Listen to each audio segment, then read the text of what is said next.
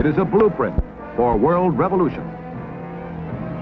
Red China's battle plan. Divide and encircle. Conquer and enslave. This film tells how it all came about.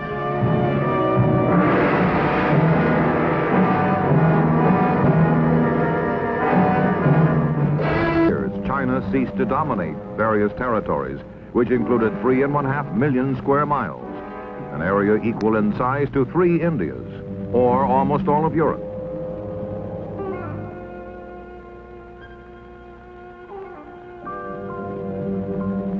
Never in history had a major independent nation lost so much sovereignty and suffered so much humiliation.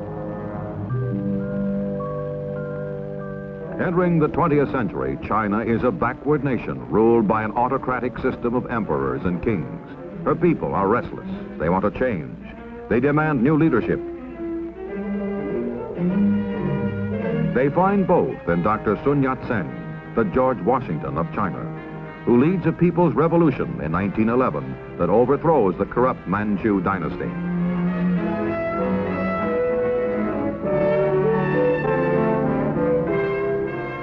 Dr. Sun's attempts to establish democracy in China are hampered by reactionaries, restorationists, warlords. And amid the chaos and unrest, the Chinese Communist Party is born.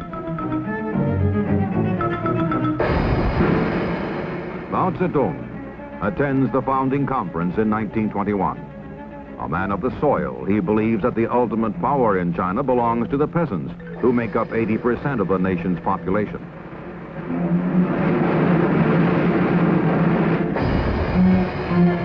And so, says Mao Zedong, China's communist revolution must begin in the rural areas and sweep over the cities. Chiang kai-shek, succeeding Sun Yat-sen, works with the communists at first, but in 1927 he purges them from his government. Chiang's armies are able to drive the red troops into the mountains, but he can never wipe them out.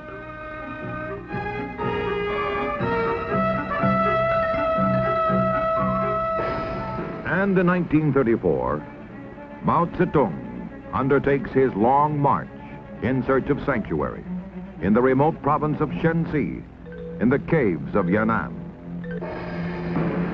It is as if an army had been ordered to march on foot 6,000 miles through hostile territory in 1 year.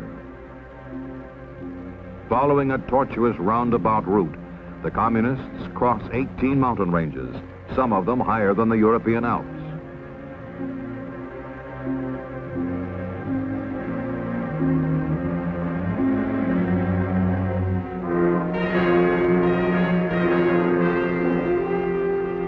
In the beginning, there are 180,000 marchers in the communist caravan, curling across the hills and plains of China for 50 miles and more.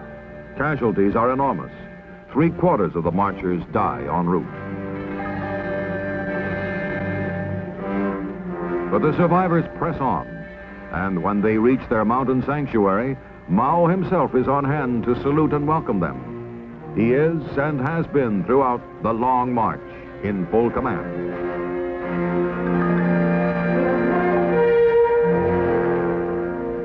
There are only a few thousand communists in the caves of Yenan, but from this humble beginning, their influence will grow and multiply, reach out and conquer.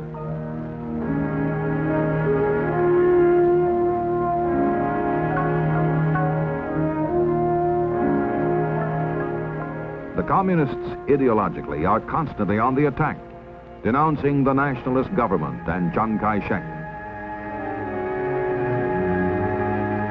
And Mao does something no military leader in China has done before. He sends his soldiers into the fields to work beside the peasants, to help them, and to talk to them of the new China, the communist China, in which landlords will be made to give up their farms to the peasants.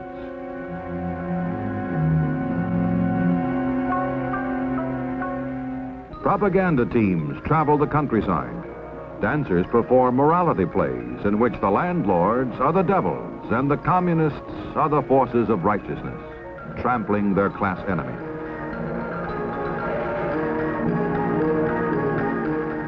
Chiang Kai-shek is aware of the growing pro-communist sentiment in China. He realizes that it is a threat as great, if not greater, than the aggressive ambitions of the Japanese.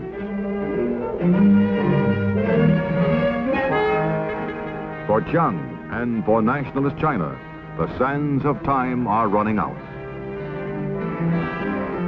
And yet, the nation, her cities, and her people reflect little of the uneasiness, unrest, uncertainty that cast their shadows from within and without.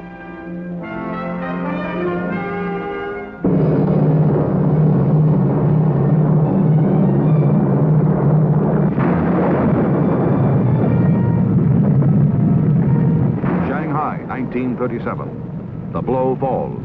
Japan strikes.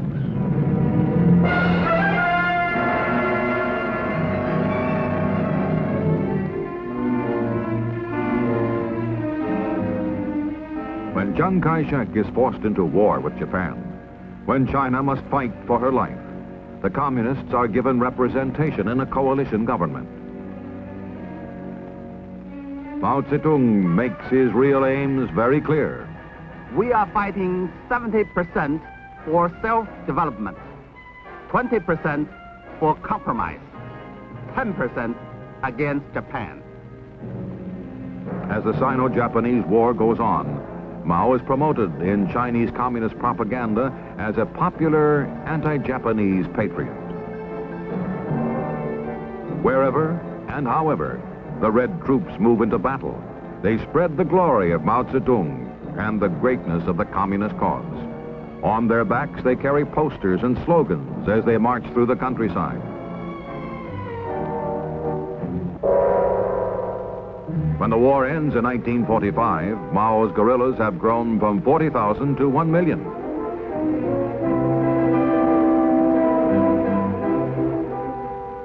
The enemy from without has been conquered, but within, the fight has just begun. For post-war China is a nation exhausted by battle. People eat grass. Misery and hunger are deeply etched on the land and on the people.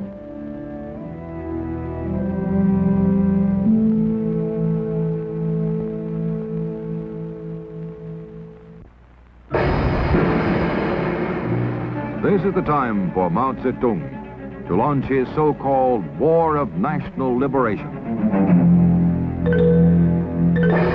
Communist forces have been strengthened by the acquisition of captured Japanese weapons and ammunition, stockpiled in Manchuria and seized with Russian assistance. Mao's strategy is based on a protracted war, a war that will weaken the nationalists as the communists grow stronger. Enemy advances, we retreat. Enemy camps, we harass. Enemy tires, we attack. Enemy retreats, we pursue. Time and again, Chiang Kai-shek's stronger, better equipped army units find themselves fighting an elusive, shadowy enemy that melts into the mountains.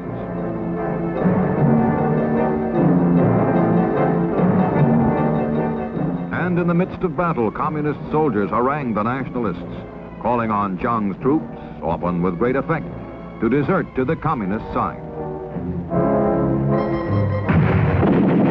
Mao Zedong's self-proclaimed War of National Liberation is a series of battles of annihilation. Injuring all of a man's 10 fingers is not as effective as chopping off one, and routing 10 enemy divisions is not as effective as annihilating one of them. Mao's conquest of mainland China begins with his guerrillas gaining control of the rural areas. Then the cities are surrounded and isolated, engulfed and defeated.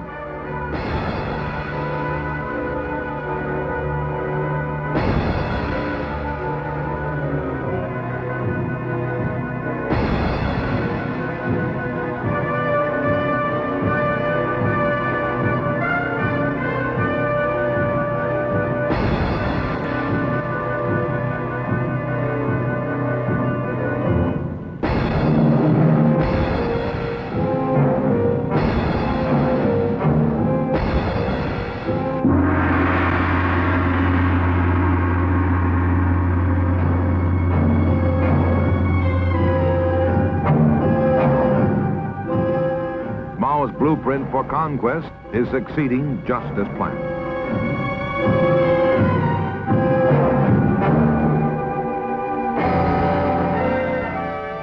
All along, Mao woos the intellectuals, the middle force in China, with talk of a coalition government, a united front, a new democracy. But Mao's promises of popular representation only mask the communist leader's real intentions.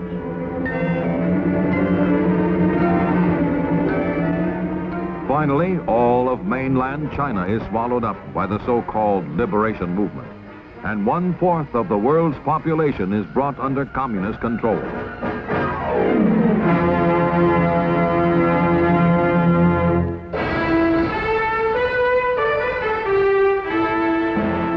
But on Formosa, renamed Taiwan, more than 10 million Chinese remain free. Chiang kai-shek has escaped and set up a Republic of China government in opposition to the communists. Chiang signs a mutual defense treaty with the United States and vows one day to liberate captive China.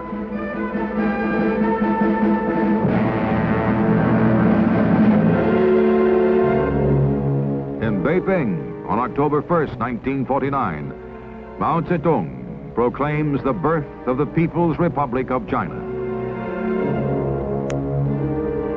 In communist China, with the War of National Liberation won, Mao Zedong reveals to the world that he is no gentle agrarian reformer. In the first 5 years of the People's Republic, at least 800,000 anti-communists, by Mao's own admission, are tried and executed.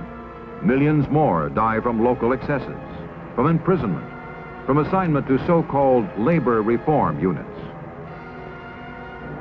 In foreign affairs, Mao becomes increasingly militant.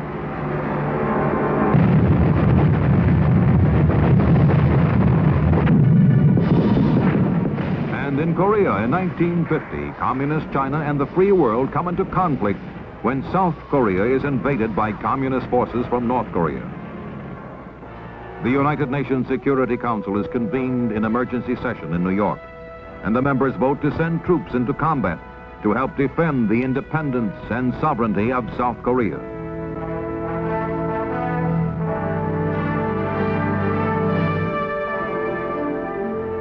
In December 1950, the Red Chinese intervene on the side of North Korea.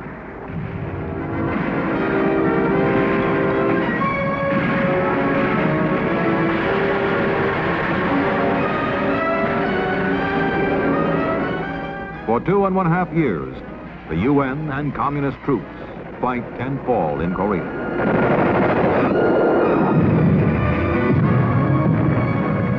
The United Nations forces hold, and in July 1953 at Panmunjom, an armistice is signed, fixing boundary lines much as they were when the invasion began.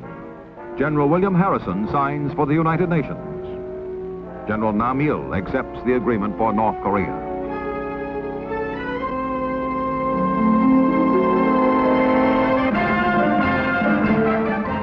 As the communist Chinese troops withdraw and return to their homeland, Mao Zedong claims a momentous victory over the free world. Mao tells the world, "The United States is a paper tiger."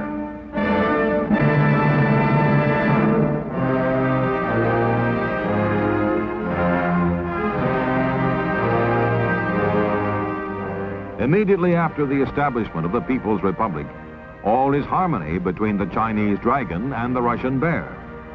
Moscow rolls out the red carpet for the visitor from Peking. And it is not long before the two giants of the communist world, controlling together more than 1 billion lives, sign a 30-year treaty of friendship, alliance, and assistance. Each country promises not to join in any coalition against the other, and both agree to consult regularly on matters of mutual concern.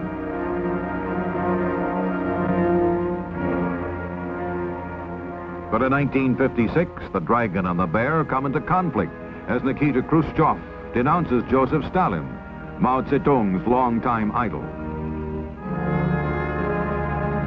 When the Russian premier proposes a policy of peaceful coexistence with the free world, Red China attacks Khrushchev and the Soviet Union as traitors to the basic doctrine of world revolution.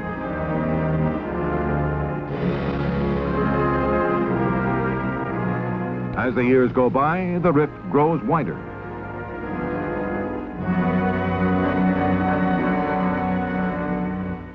In 1963, Russia, the United States, and Great Britain agree on an historic treaty banning nuclear testing in the atmosphere, outer space, and underwater.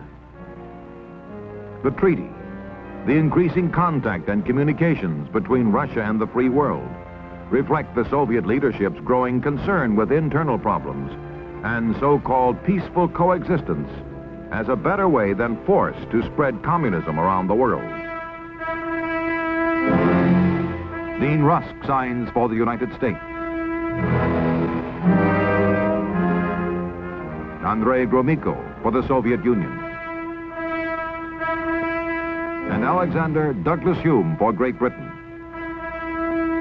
Red China denounces Moscow's new line and sets out to become the leader of world communism.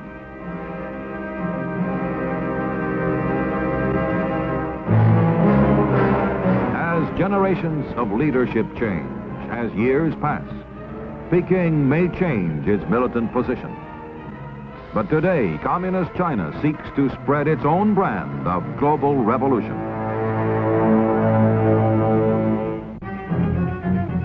Mao's emissaries are sent into the underdeveloped nations of the world, the so-called rural areas.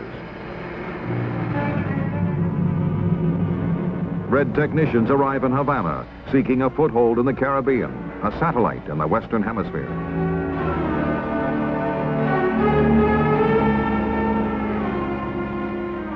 Raoul Castro, Fidel's younger brother, travels behind the bamboo curtain to be greeted and decorated by Chinese military officials.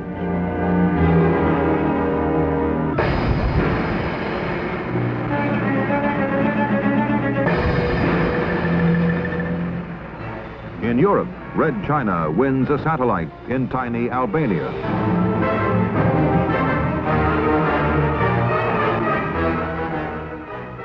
And in talks and meetings, the Red leaders preach their gospel of world revolution through people's wars of national liberation. Satellite nations are emphatically reminded of Mao's admonition. Political power grows out of the barrel of a gun.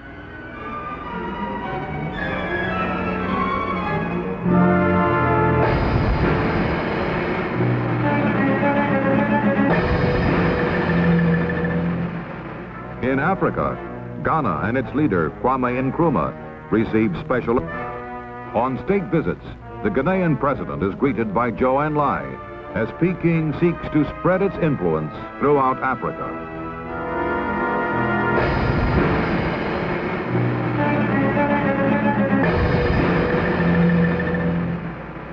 In Asia, the Chinese Communist regime seeks to become a friend and ally of Pakistan.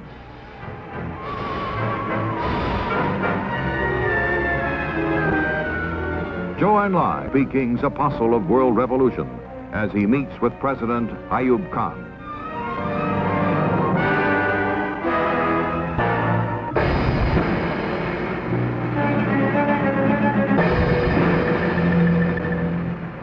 In alliances and agreements with Indonesia and other nations, Red China adheres to Mao Zedong's creed of conquest.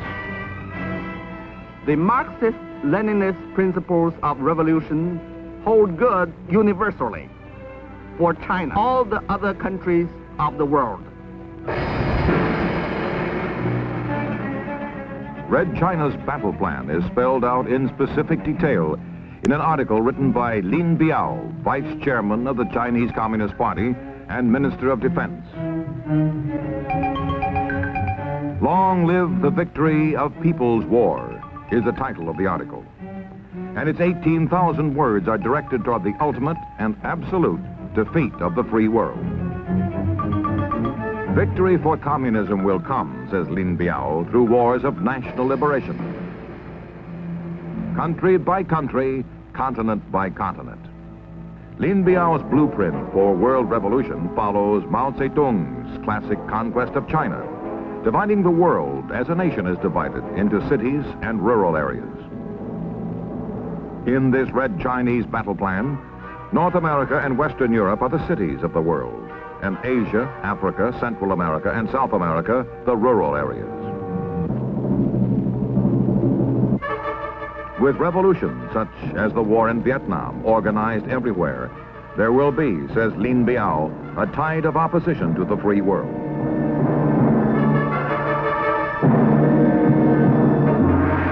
And the imperialists, the reactionaries, the Khrushchev revisionists will be swept from the stage of history.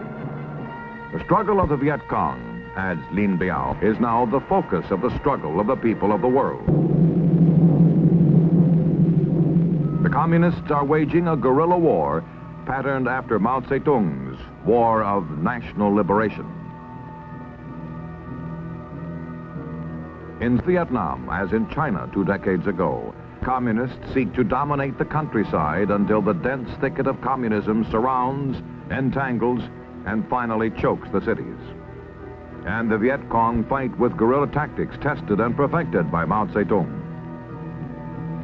Use any technique of terror, subversion, treachery that will harass and cripple the enemy. And so civilian prisoners are bound and chained and slaughtered by the Viet Cong.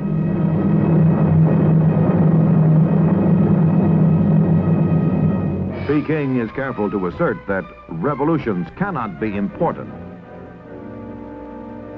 But, says Lin Piao, that does not exclude support for revolutionary peoples in their struggles.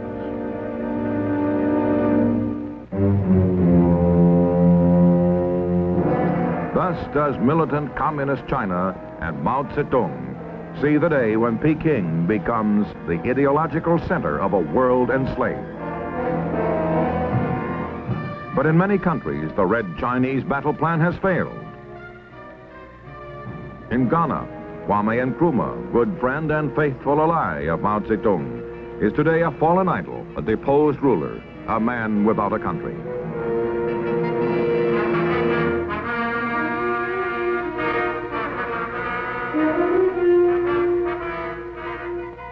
In Indonesia, anti-communist riots shake the country, and students storm the Red Chinese embassy. Sukarno is no longer the absolute ruler of the island empire. In the Caribbean, communist China suffers still another setback. Fidel Castro turns his back on Peking and sends Red China's technicians home, denouncing all but Castro's own brand of communism.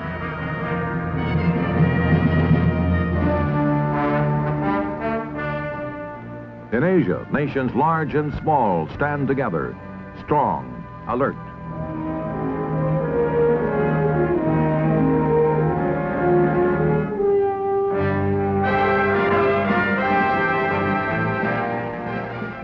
Determined to respond to wars of aggression that deny people the chance to decide their own destiny. Striving for peace, striving for a world in which nations live by law and reason, not by threats and destruction. In a world of so-called cities and rural areas, the emerging nations and industrial countries are today partners in progress, building together for peace. The cities, the fortunate nations of the world, are bringing to the rural areas, the poorer nations, the skills and assistance needed to help them and their people build and create a better life. For this generation and those to come, carrying on a tradition of hope and the dignity of man, a conviction born long ago, far away. When this bell rang out the news that a new nation was born, a new truth proclaimed, that man is born to be and to remain forever free.